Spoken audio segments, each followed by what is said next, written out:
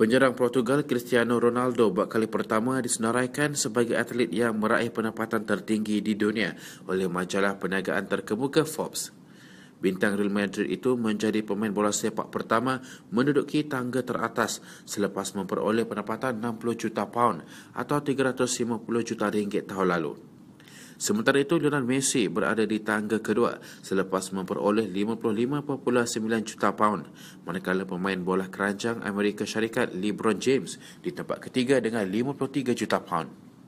Bintang tenis dari Switzerland Roger Federer berada di tangga keempat dengan pendapatan 46.5 juta pound dan pemain bola keranjang Amerika Syarikat Kevin Durant di tempat kelima dengan pendapatan 38.6 juta pound.